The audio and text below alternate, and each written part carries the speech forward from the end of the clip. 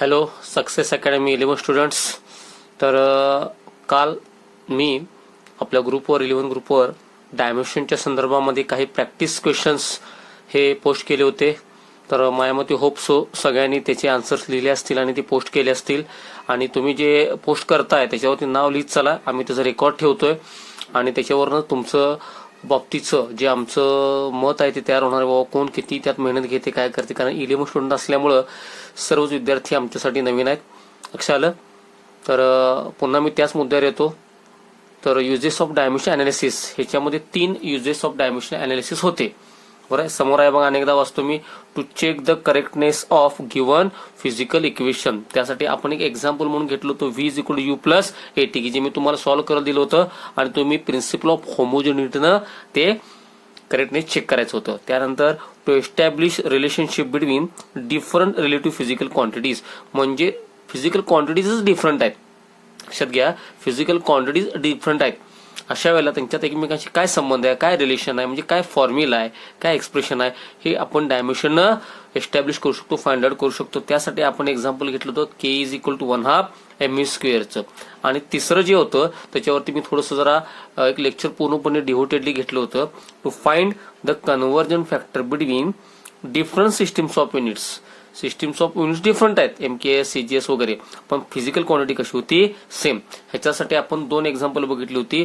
Force बद्दल एक होतं, show that 1 newton is equal to 10⁵ dyne. आणि वर्क किंवा एनर्जी बद्दल होतं, show that 1 joule is equal to 10⁷ erg. माझ्या मते सगळ्यांना आता थोडंसं रिमाइंड झालं असेल असं मला वाटते. ठीक आहे. मग आता मी परवा सुद्धा सांगितलं होतं की जेव्हा आपण हे एक्झाम्पल्स हे स्टेटमेंट बघणार आहे त्यावेळेला एक्झाम्पल्स एक्सप्लेनेशनसाठी आहेत आणि तुमचं न्यूमरिकल म्हणून आहेत. तर असे ह्याच्यावरती तुम्हाला आणखीन काही न्यूमरिकल्स पडू शकतात, त्याच्यामध्ये तुम्हाला करेक्टनेस शो करा म्हणून सांगू शकतात, आणखीन वेगळ्या इक्वेशनचं किंवा फिजिकल क्वांटिटीचं रिलेशन काढायला सांगू शकतात, किंवा कन्व्हर्जन फॅक्टर फाइंड आउट करायला जाऊ शकतात, असं पडू शकतात. तर यातलंच मी आता establish relationship between different physical quantity ह्याचं एक दरवर्षी एक पडणार एक न्यूमरिकल आहे. थोडंसं वरच्या स्टेपच्या म्हणून मी आता घेतोय, तर ते आपण आज सॉल्व्ह करायचा प्रयत्न करूया. थोडंसं आज न्यूमरिकल बेसिसवरती, म्हणजे या युजेस ऑफ डायमेन्शन अनालिसिस वरतीच न्यूमरिकल बेसिसवरती आपल्याला थोडंसं काय करता येते का बघूया. लक्षात आलं. ठीक आहे, लेट्स गो.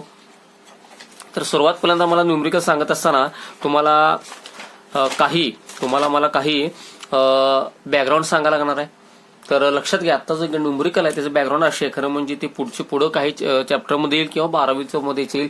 तर ज्याला आपण दोलक म्हणतो त्याला आपण इंग्लिशमध्ये काय म्हणतो, सिम्पल पेंडुलम. सिम्पल पेंडुलम म्हणजे काय काय असतो, एक असतो सपोर्ट, दुसरा असतो स्ट्रिंग, तिसरा असतं heavy sphere. This system is called as simple pendulum. आणि ह्याला मी जर इकडे ओढून इफ आय डिस्प्लेस दिस आणि ह्याला सोडून दिलं, डिस्प्ले ह्याने सोडून दिलं तर काय करणार, तर हा काय करणार आहे, ऑसिलेशन करणार आहे. हा काय करणार, ऑसिलेशन. म्हणजे थोडक्यात हा O असेल, हा A असेल, हा B असेल, हा कंटिन्युअसली OAB ह्याच्यामध्ये काय करणार आहे, ऑसिलेशन करणार आहे. मग इथून निघाल्यापासून इथं पोहोचला आणि पुन्हा इथं पोहोचला, म्हणजे त्याच जागेवर त्याच जागी, ह्याला आपण काय म्हणतो, त्याचा पिरियड म्हणतो. Time required to complete 1 oscillation. 1 oscillation कसं बघायचं असतं बघा, हे तुम्हाला एक्स्ट्रा माहिती मी सांगतोय बरं का. डायमेन्शनकडे आपण नंतर येऊया. तर सिम्पल पेंडुलम हा फिजिक्समध्ये एक अतिशय महत्वाचा भाग आहे. याच्यामध्ये असतं रिजिड सपोर्ट स्ट्रिंग आणि असतं एक heavy sphere that is called bob. ह्याला मी डिस्प्लेस केलं आणि सोडून दिलं तर हा इकडून इकडे जाणार, इकडून इकडे, म्हणजे हा काय करणार आहे, व्हायब्रेशन्स करणार आहे. परफॉर्म जो व्हायब्रेशन्स त्याला आपण म्हणू शकतो it also performs the oscillation म्हणू शकतो. त्याला आपण काय म्हणतो, it also perform the oscillations. मग A पासून निघाला आणि पुन्हा A ला पोहोचला, ह्याला काहीतरी वेळ लागला असेल, त्यालाच काय म्हणतात, it is called as period म्हणतात. It is called as period. Period म्हणजे लागलेला टाइम. सो त्याचं सिम्बॉल आहे कॅपिटल T. अशाला त्यानंतर ही झाली याची लेंथ झाली, लक्षात घ्या, ही झाली याची काय झाली, लेंथ. तर लेंथ ऑफ पेंडुलम त्याला आपण काय म्हणूया, L म्हणूया. आणि या ठिकाणी हेवी स्पियर आहे, ह्याला पृथ्वीचं गुरुत्वाकर्षण खाली की असणार, म्हणजे त्या ठिकाणी काय असणार आहे, ऍक्सलरेशन ड्यू टू ग्रॅव्हिटी, म्हणजे काय असणार आहे, G. म्हणजे इथं मी 3 वेगळ्या फिजिकल क्वांटिटीचा उल्लेख केला बघा. So this system is called as simple pendulum. ह्याला काय म्हणायचं, सिम्पल पेंडुलम म्हणायचं. बरं, ह्याला डिस्प्लेसमेंट, ह्या बॉबला, हा हेवी स्पियर आहे, ह्याला बॉबला मी डिस्प्लेसमेंट देऊन जर सोडून दिलं तर it perform the repeat motion that is called as OAB. इकडून इकडे ह्यालाच आपण काय म्हणतो, ऑसिलेशन्स ऑर व्हायब्रेशन्स. मग एका ऑसिलेशनला लागलेला वेळ त्यालाच काय म्हणतात, पिरियड, कॅपिटल T. त्यानंतर ह्याची असणारी लेंथ, थोडक्यामध्ये ह्याची असणारी लेंथ, आता जी लेंथ असेल त्याची ती असेल एल, म्हणजे इथून इथपर्यंत असणारी लेंथ. त्यानंतर याच्यावरती काम करणारं पृथ्वीचं गुरुत्वाकर्षण, दॅट इज कॉल्ड एज. त्याच्यामुळे जी ऍक्सेलरेशन होतं, ऍक्सेलरेशन ड्यू टू ग्रॅव्हिटी. म्हणजे इथं 3 वेगळ्या त्या फिजिकल क्वांटिटी आहेत बघा. एक आहे period of simple pendulum, length of simple pendulum and acceleration due to gravity at given place. त्या जागेवर असणारे ऍक्सेलरेशन ड्यू टू ग्रॅव्हिटी जी काय व्हॅल्यू असेल ती. ऑन अन ऍव्हरेज आपण ती 9.8 पकडतो, पण तू प्लेस टू प्लेस बदलते. बरोबर, हे आपण नंतर ग्रॅव्हिटेशन चॅप्टरमध्ये आपण डिटेलमध्ये चेक करूया. ठीक आहे. सो इथे TLG हे 3 वेगळ्या क्वांटिटी आहेत. हे आहे पिरियड, हे आहे लेंथ, हे आहे acceleration due to gravity. About simple pendulum, हे कोणाबद्दल आहे? सिंपल पेंडुलम बद्दल आहे. तर ह्याच्या बाबतीमध्ये आपल्याला काय हुडकायचं आहे? ह्याच्या बाबतीमध्ये आपल्याला रिलेशन हुडकायचं आहे. To find out the relation between different physical quantities. या फिजिकल क्वांटिटीज वेगळ्या आहेत. हे आहे पिरियड म्हणजे टाइम बद्दल आहे, हे आहे लेंथ बद्दल, आणि हे आहे ऍक्सेलरेशन ड्यू टू ग्रॅव्हिटी बद्दल. लक्षात येते. सो थोडक्यामध्ये हा क्वेश्चन कसा असेल सांगा. तर हा क्वेश्चन असा असेल, एस्टॅब्लिश, न्यूमेरिकल मध्ये पडू शकतो हा, relationship between period, length and acceleration due to gravity of simple pendulum. Simple पेंडुलमच्या बाबतीमध्ये ह्या 3 वेगळ्या फिजिकल क्वांटिटी आहेत, ह्यांचं रिलेशन एस्टॅब्लिश करा. म्हणजे थोडक्यात we have to obtain formula for this 3. या तिघांच्या मधला एक फॉर्म्युला एक्सप्रेशन आपल्याला हुडकायचं आहे. सगळ्यांना लक्षात आलं मला काय म्हटलंय? मग मला सांगा, हे करत असताना आपण कशाच्या सहाय्याने करायचं आहे? डायमेन्शनच्या सहाय्याने करायचं आहे. बरोबर आहे. मग हा डायमेन्शनचा कुठला यूज झाला? आय थिंक आपला डायमेन्शन यूज मधला सेकंड यूज झाला. लक्षात आलं. मग सेकंड यूज मध्ये आपण काय मेथड वापरली तुम्हाला आठवतंय?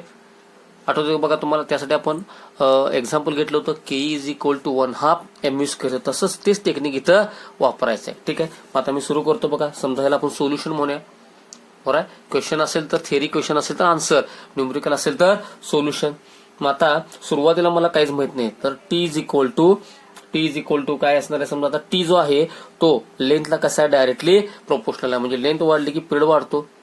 लक्षात आलं. पण मला हे माहित नाहीये की ह्याच्या डोक्यावरती किती पॉवर आहे. ह्याला मी काय म्हणणार? अननोन म्हणतात. तसंच पिरियड जो आहे तो ऍक्सेलरेशन ड्यू टू ग्रॅव्हिटीला पण काय आहे? डायरेक्टली प्रोपोर्शनल आहे. त्याच्या डोक्यावरती मी बी घेतो. म्हणजे थोडक्यामध्ये डायरेक्टली प्रोपोर्शनल म्हणजे काय? एक गोष्ट वाढल्यावर दुसरी गोष्ट जर वाढत असेल तर काय म्हणतो आपण? Directly proportional. ह्या 2 गोष्टी जर मी एकत्र केल्या तर मला काय सापडेल सांगा? T directly proportional to L raise to A ला डायरेक्टली प्रोपोर्शनल आहे. तसंच जी रेस टू बी ला काय? Directly proportional. आता ऑलवेज रिमेंबर, आपण नेहमी डायरेक्टली प्रोपोर्शनलचं इज इक्वल टू करताना always we have to add 1 constant. एक कॉन्स्टंट आपल्याला काय करावा लागतो? ऍड करावा लागतो. तो कॉन्स्टंट कुठला असेल? या ठिकाणी मी आता कॉन्स्टंट घेतो K. So T is equal to, हा डायरेक्टली प्रोपोर्शनलचा काय झाला? Is equal to. त्यासाठी काय ऍड करावा लागतो? Always constant. ह्या केसचा कॉन्स्टंट आहे के. एव्हरी टाइम के असेलच असं नाही, पण या ठिकाणी के आहे. सो बाकीचं पुढचं आहे तसंच L raise to A, G raise to B. मग के अचानक कुठं आलं लक्षात ठेवा. तर हे के ला काय म्हणायचं आहे? Constant of proportionality. नेहमी आपल्याला घ्यायला लागतं. What is k? It is called as constant of proportionality. हे लक्षात घ्या. It is called as constant of proportionality. ह्यालाच काय म्हणायचं? Constant of proportionality. ठीक आहे. म्हणजे थोडक्यात हा कॉन्स्टंट झाला. एक लक्षात आलं. हा कॉन्स्टंट झाला. कॉन्स्टंटला डायमेन्शन्स नसतात. बरोबर आहे. मग आता मला डायमेन्शनच्या सहाय्याने मी आता जाणार आहे. आता मला सांगा, टी हा कशाबद्दल आहे? हा टीचा डायमेन्शन असणार म्हणजे पिरियडचं डायमेन्शन. के कॉन्स्टंट आहे. कॉन्स्टंटला डायमेन्शन नसतात. It is dimension less constant आहे. ह्याला डायमेन्शन नाही आहे, त्यामुळे त्याला आपण डायमेन्शन मध्ये घ्यायचं नाही. लेंथ ही फिजिकल क्वांटिटी आहे. तिथं डायमेन्शन पण त्याच्या रेस टू काय आहे बघा? ए आहे. ए हा अननोन आहे, तोच आपल्याला हुडकायचा आहे. त्यानंतर जी ऍक्सेलरेशन ड्यू टू ग्रॅव्हिटी, त्याचा वरती आपल्याला घ्यायचा आहे. बी अननोन आहे. मग आता टी चं नाव काय? पिरियड. पिरियड म्हणजे काय? Time taken to 1 oscillation. म्हणजे शेवटी पोहोचलो कशाला आपण? कशाला? टाइमला पोहोचलो. त्यामुळे ह्याच्या बाबतीमध्ये जर म्हटलं तर काय असणार हो? L0 M0. लेंथ नाही, मास नाही. या ठिकाणी time is required. Is equal to K ला के. आता what is L? L length आहे. लेंथ बद्दल काय सोपं आहे बघा. L1 M0 T0. लक्षात आलं. पण याचं पॉवर काय आहे? रेस टू ए आहे. पॉवर विसरायचं नाही.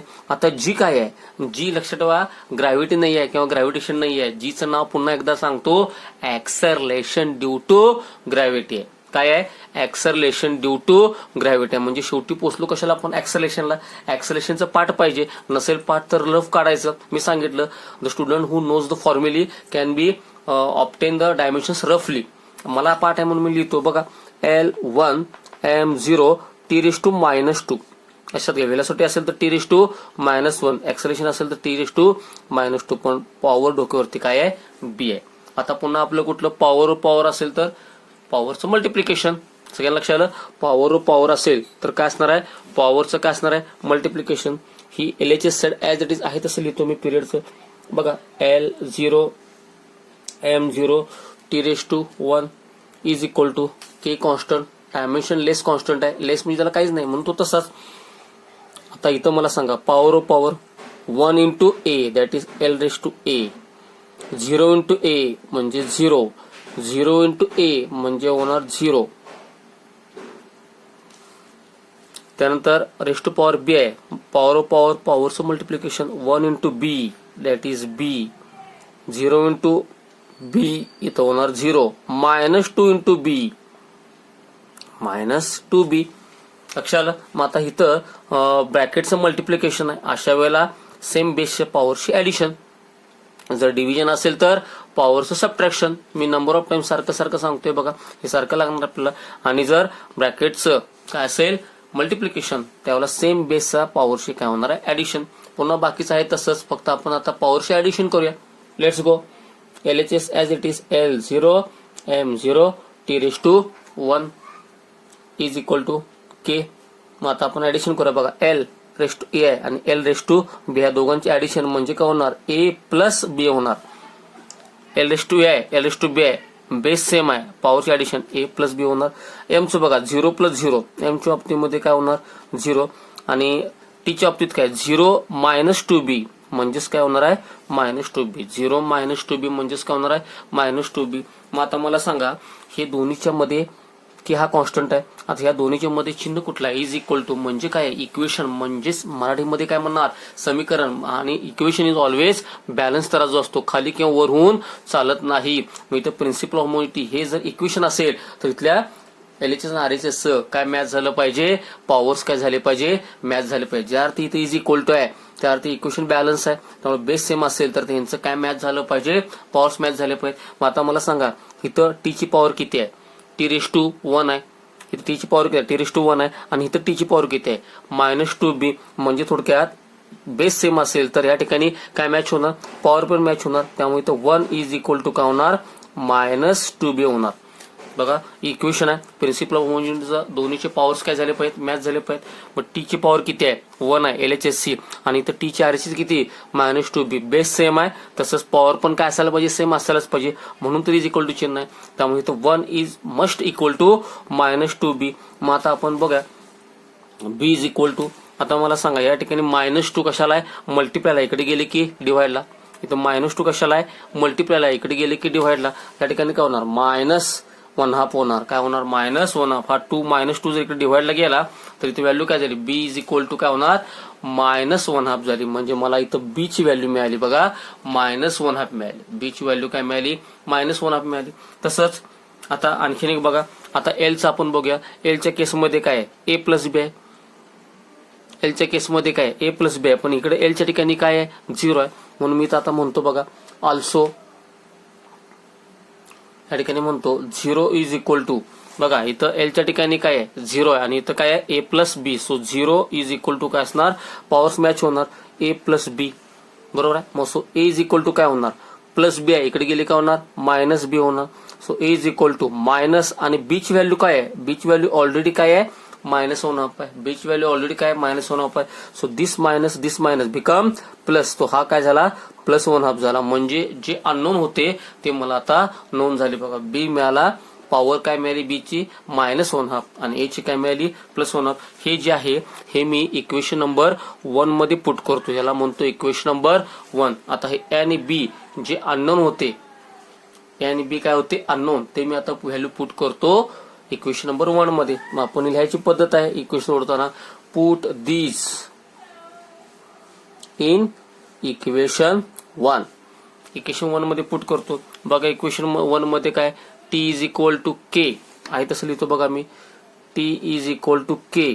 एल रेस टू काय होतं ए. बघा एल रेस टू काय होतं ए होतं. मग आता ए किती आहे +1/2 आहे. ते पुढं काय आहे जी रेस टू काय आहे बघा जी रेस टू बी आहे आणि बी म्हणजेच किती आहे बी म्हणजेच किती आहे -1/2 आहे.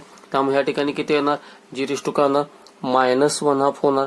So T is equal to K. बरोबर. मग आता मला सांगा एल रेस टू 1/2. आता जी रेस टू -1/2 आहे. हा जर खाली गेला म्हणजे खालनं वर येताना काय होतं चिन्ह बदलतं तसं वरून खाली चिन्ह बदलणार.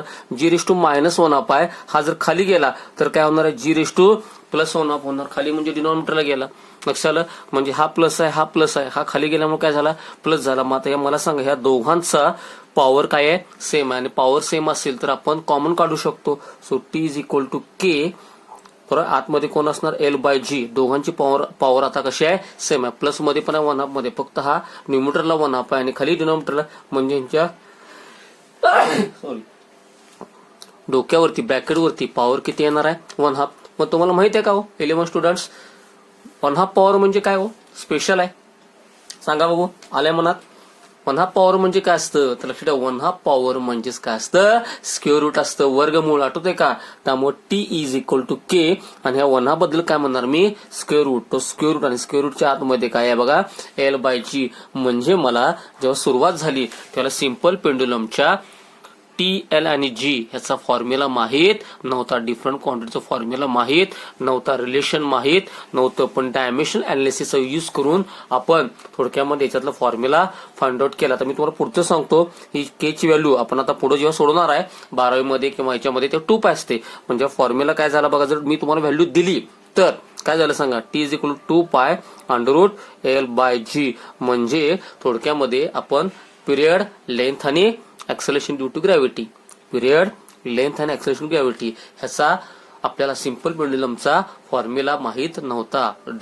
रिलेशन माहीत नव्हतं. सो युझिंग डायमेन्शनल अनालिसिस आपण पूर्णपणे कशाचा आधार घेतला डायमेन्शनल अनालिसिसचा यूज करून पूर्णपणे आपण डायमेन्शनल अनालिसिसचा यूज करून काय आपण डिवाइड केलं याच्यातला फॉर्म्युला काय केलाय ओळखलाय. म्हणजे आठवलं तुम्हाला हा झाला आपला सेकंड यूज काय होता to establish the relationship between different physical quantities. बरोबर. अशी वेगवेगळी गणित तुम्हाला पडू शकतात. जसं परवा मी k is equal to 1/2 m² घेतलं तसं आज थोडंसं वेगळं घेतलं. बरोबर आहे. आता आपण हळूहळू एक एक स्टेप हार्ड जाणार आहे. आणि एकदा पुन्हा समजून सांगतो. So string heavy sphere support this system is called as simple pendulum. ह्याला जर मी डिस्प्लेसमेंट देऊन सोडून दिलं तर हा बिगिन्स टू रिपीट मोशन इकडून इकडे इकडून इकडे OA B करणार. त्यालाच काय म्हणायचं ऑसिलेशन्स. मग एक ऑसिलेशन साठी जो काय वेळ लागतो त्याला काय म्हणायचं पिरियड. त्यानंतर ही झाली लेंथ ऑफ पेंडुलम आणि त्या ठिकाणचं असणारं acceleration due to gravity G.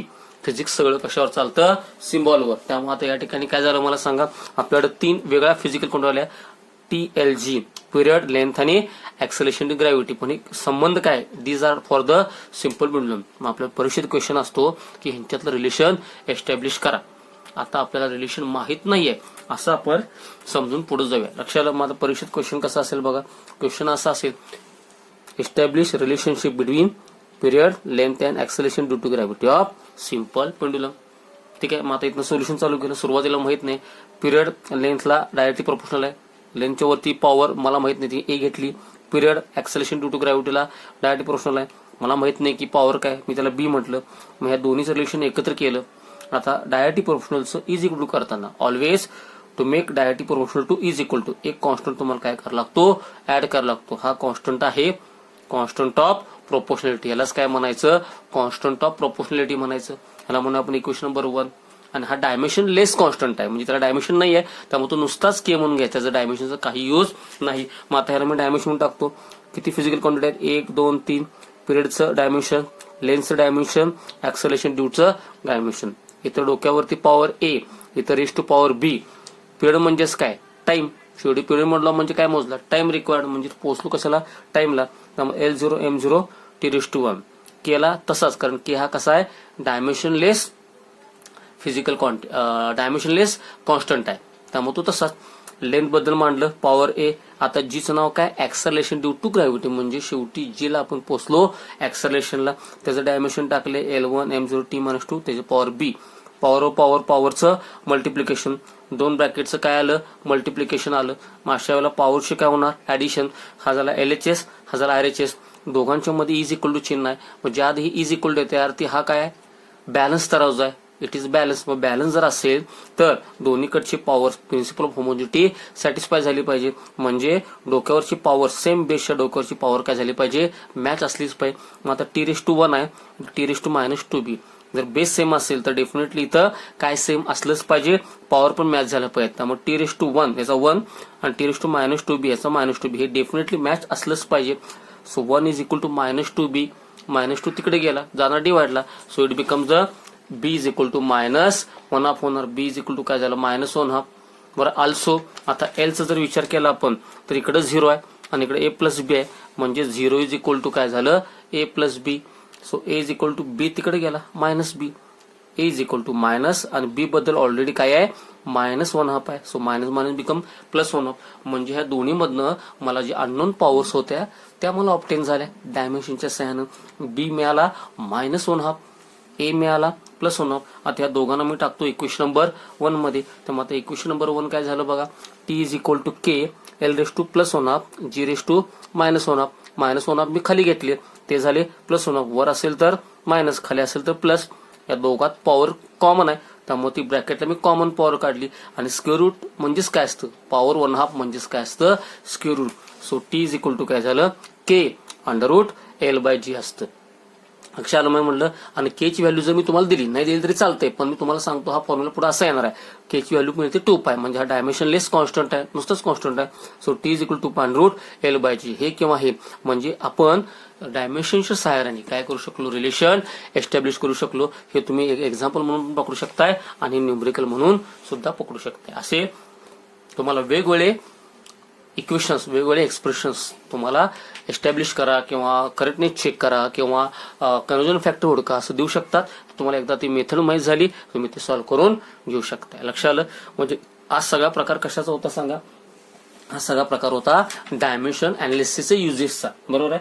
पण लक्षात ठेवा, डायमेन्शन अनालिसिसचे स्वतःचे काही मर्यादा आहेत, त्याचे जसे उपयोग आहेत तसे स्वतःचे त्याच्या काही मर्यादा आहेत. म्हणजे थोडक्यात एका लिमिटच्या पुढे ते जाऊ शकत नाही. लक्षात घ्या, एका लिमिटच्या पुढे ते काय होऊ शकत नाही, जाऊ शकत नाही. म्हणजे थोडक्यात त्याला मर्यादा पडतात. त्यालाच आपण आपल्या इंग्लिशमध्ये काय म्हणतो, लिमिटेशन्स म्हणतो. मग परीक्षेमध्ये शक्यतो हा क्वेश्चन अजूनपर्यंत विचारला नाहीये, पण जर परीक्षेमध्ये विचारला तर तुम्हाला तो थोडाफार माहित असू दे म्हणून मी हा थोडा डिस्कस करतोय. बघा, हा तुम्हाला परीक्षेमध्ये असा विचारू शकतात बघा की give the limitations of dimension analysis. Dimension analysis जसे युजेस आहेत तर त्याचे लिमिटेशन्स काय काय ते थोडेसे द्या. तर तुम्हाला मी जे आहे ते डायरेक्टली मध्ये लिमिटेशन्स ह्याच्यामध्ये पहिला भाग असा आहे की the value of dimensional less constant. आता डायमेन्शन लेस कॉन्स्टंट म्हणजे काय, आता मला सांगा पायची किंमत किती असते, 3.14. बघा, पायची किंमत किती असते, 3.14. म्हणजे थोडक्यात ती फिक्स आहे, बरोबर आहे ना.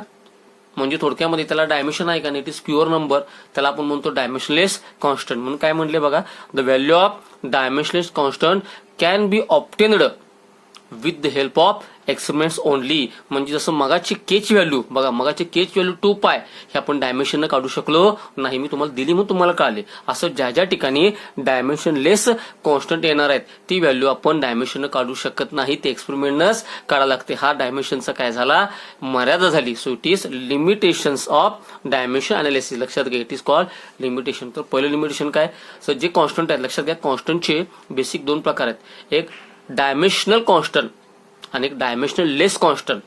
असे कॉन्स्टंट काय आहेत जे पुढे येतील की ज्यांना डायमेन्शन्स आहेत त्यांना म्हणायचं डायमेन्शनल कॉन्स्टंट. पण काही कॉन्स्टंट असे असतात, स्थिरांक आपण ज्याला म्हणतो, की ज्याच्यामध्ये डायमेन्शन येत नाही. जसं मागाचं K ची व्हॅल्यू किती होती, 2π, डायमेन्शन नाही आहे, प्युअर नंबर आहे. किंवा पायची किंमत 3.14, प्युअर नंबर आहे. लक्षात ना, तर डायमेन्शन लेस ह्यांची व्हॅल्यू तुम्हाला एक्सपेरिमेंटनच काढायला लागते. लक्षात घ्या, त्यांची व्हॅल्यू तुम्हाला एक्सपेरिमेंटनच काढायला लागते, ते तुम्हाला डायमेन्शन निघत नाही. So it is a limitation of dimension analysis. ठीक आहे, दुसरं बघूया डायमेन्शनल अनालिसिस.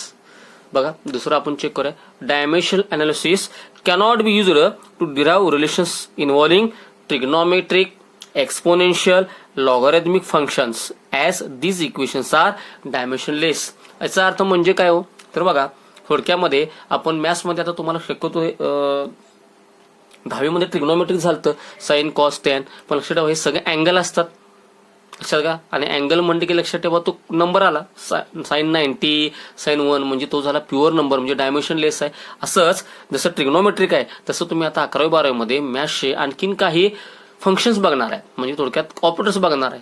तसे जसे ट्रिग्नोमेट्रिक आहेत, तसं एक्सपोनेन्शियल आहेत, लॉगॅरिथमिक आहेत. आता हे काय हे आता तुम्हाला कळणार नाही, पण लक्षात ठेवा ट्रिग्नोमेट्रिक, एक्सपोनेन्शियल, लॉगॅरिथमिक ह्याचे जे काय फंक्शन्स आहेत हे तुम्ही डायमेन्शनच्या सहाय्यानं सोडवू शकत नाही. साइन कॉस आला तर सोडवू शकत नाही, एक्सपोनेन्शियल सोडवू शकत नाही कारण ते डायमेन्शन लेस असतात. त्यामुळे हा झाला सेकंड लिमिटेशन कोणाचा, डायमेन्शन अनालिसिसचा. तिसरं काय बघा, the method is not useful. आता डायमेन्शनची मेथड ही युजफुल नाही आहे म्हणजे लिमिटेशन आहे. कुठं, the method is not useful if constant of proportionality is not a dimensional less quantity. म्हणजे थोडक्यामध्ये ही मेथड युजफुल नाहीये. कधी, इफ कॉन्स्टंट ऑफ प्रोपोर्शनॅलिटी, जसं मग आपण कॉन्स्टंट इज इक्वल टू करताना कॉन्स्टंट घेतला त्याला काय म्हणायचं, constant of proportionality is not a dimensionless quantity. आता मगाशी आपण जे सोडवलं त्याच्यामध्ये के कसा होता, डायमेन्शनलेस क्वांटिटी, त्यामुळे तो आपण यूज करू शकलो. पण बऱ्याचशा वेळेला जर डायमेन्शनलेस क्वांटिटी नसेल, कॉन्स्टंट जो आहे तो डायमेन्शनलेस नसेल तर ही मेथड तिथं वापरता येत नाही. लक्षात घ्या. म्हणजे थोडक्यात तिथं डायमेन्शनलेस कॉन्स्टंट असेल तरच ते आपण सोडवू शकतो, अन्यथा सोडवू शकत नाही. हा झाला थर्ड लिमिटेशन्स. लक्षात आलं. आणि फोर्थ लिमिटेशन काय बघा जरा, हे थोडंसं समजून घ्या. हे डायरेक्ट स्टेटमेंटला करायचं. मी मगाशी सांगितलं हा क्वेश्चन अजूनपर्यंत पडलेला नाही आहे, पडणार पण नाही, पण आता नवीन सिलेबस आहे, थोडं सुटू नये म्हणून मी सांगतोय. याच्यामध्ये if the correct equation contains some more items of the same dimensions, if it is not possible to know about their presence. म्हणजे थोडक्यामध्ये याला काय सांगायचं आहे, तर एक एक्झाम्पल आपण बघूया. तर आपल्याला एक एक्झाम्पल आहे बघा, कायनेमॅटिक इक्वेशन कुठला आहे मला सांगा, S is equal to UT plus 1/2 AT square. कुठला आहे मला सांगा, kinematical S is equal to UT plus 1/2 AT square. डिटेलमध्ये जायला नको, पण लक्षात ठेवा ह्याचं जसं मॅच होतं तसं त्याचं s is equal to 1/2 AT स्क्वेअरचं पण मॅच होते. हा प्रॉब्लेम आहे. लक्षात ना. थोडक्यामध्ये असं जर असेल म्हणजे ह्याचं पण तेच येते आणि ह्याचं पण तेच येते, त्यावेळेला तुम्ही डायमेन्शनचा यूज करू शकत नाही. असं डायमेन्शन अनालिसिसचे लक्षात ठेवा काही लिमिटेशन्स आहेत. डायमेन्शन अनालिसिस काही लिमिटेशन्स आहेत. लक्षात. अनेकदा आपण रिवाइज करूया. परीक्षेत जर क्वेश्चन पडला हे फक्त लक्षात ठेवा स्टेट करायचे आहेत, त्यामुळे तुम्ही रफली लिहू शकता. बघा मी डायरेक्ट तुम्हाला बुक मधलंच घेतलंय. State the limitations of dimension analysis. जसं युजेस ऑफ डायमेन्शन अनालिसिस आहे तसं लिमिटेशन्स पण आहेत, म्हणजे मर्यादा आहेत. जिथं ते कमी पडतं त्याला काय म्हणलं लिमिटेशन्स. पहिलं the value of dimension less constant. लक्षात घ्या दोन प्रकारचे कॉन्स्टंट आहेत, डायमेन्शन असणारे, डायमेन्शन नसणारे. जे डायमेन्शन असणारे आहेत त्यांना म्हणायचं डायमेन्शनल कॉन्स्टंट, जे डायमेन्शन नाही आहेत त्यांना म्हणायचं डायमेन्शनल लेस कॉन्स्टंट. बरोबर. Can be obtained with the help of experiments only. म्हणजे थोडक्यात जे डायमेन्शन लेस कॉन्स्टंट आहेत, जसं मगाशी आपण के इज इक्वल टू 2π वगैरे घेतलं, त्याच्या व्हॅल्यूज हे मी डायमेन्शन हुडकू शकत नाही, ते मला एक्सपेरिमेंटली हुडकायला लागतात. Second, dimension analysis cannot be used to derive relation involving trigonometric, exponential and logarithmic function. मॅथ्समध्ये साइन कॉस टॅन म्हणजे ट्रिग्नोमेट्रिक, पुन्हा काही पुढे एक्सपोनेन्शियल येणार आहे, पुन्हा काही लॉगॅरिथमिक येणार आहे. असे काही जर फंक्शन्स आले तर ते डायमेन्शनच्या सहाय्याने तुम्ही अनालिसिस करू शकत नाही, कारण ते डायमेन्शनल लेस असतात.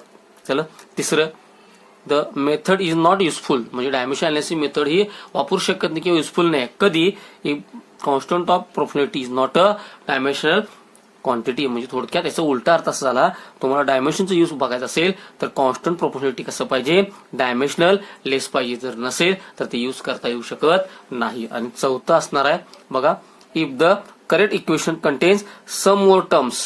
म्हणजे मगाशी मी सांगितलं जसं u is equal to s is equal to UT plus 1/2 AT square of the same dimensions. बरोबर.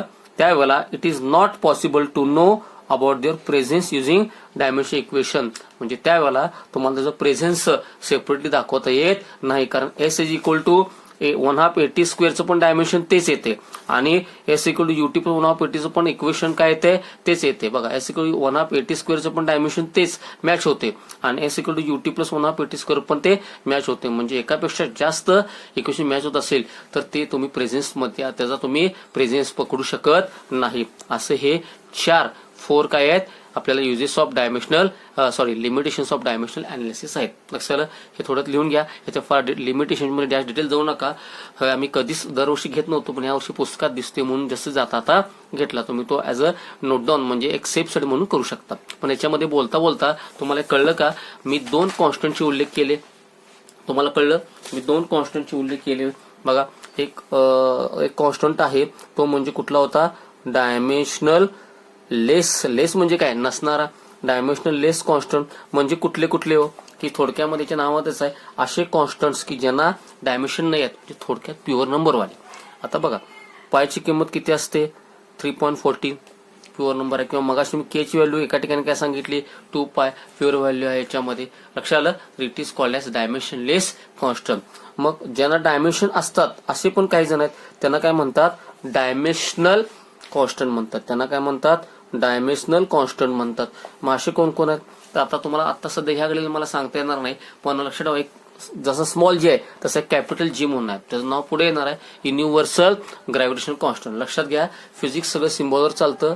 स्मॉल जी कशाबद्दल आहे ऍक्सलेशन ड्यू टू ग्रॅव्हिटी बद्दल आहे, पण कॅपिटल जीचं नाव आहे युनिव्हर्सल ग्रॅव्हिटेशनल कॉन्स्टंट. आणि ह्याची व्हॅल्यू जी आहे हे आता पुढे येईल, पण लक्षात ठेवा त्याला स्वतःचं काय आहे युनिट आहे. आता ह्याला युनिट होतं का बघा बघू. इट इज प्युअर नंबर त्यामुळे त्याला काय म्हणतात डायमेन्शनल लेस कॉन्स्टंट. पण हा जो आहे इथे काहीतरी एक नंबर येणार आहे. हा नंबर मी तुम्हाला ग्रॅव्हिटेशन मध्ये सांगेन, पण ह्याला पुढे युनिट आलं म्हणजे डेफिनेटली काय असणार आहे डायमेन्शन. म्हणजे हा पण कॉन्स्टंट आहे हे पण कॉन्स्टंट होतं, पण दोघात फरक काय हे डायमेन्शनल लेस कॉन्स्टंट होते आणि हे डायमेन्शनल कॉन्स्टंट आहे. तर लक्षात ठेवा असे कॉन्स्टंटचे 2 प्रकार आहेत. हे जातात फक्त थोडेसे तुम्हाला माहित होते आणि जसे हे जातील डायमेन्शनल कॉन्स्टंट किंवा डायमेन्शनल लेस तसं आपण आपल्या थेअरीमध्ये ऍड करत जाऊ. हे नीटला सीटेल थोडंसं विचारतात.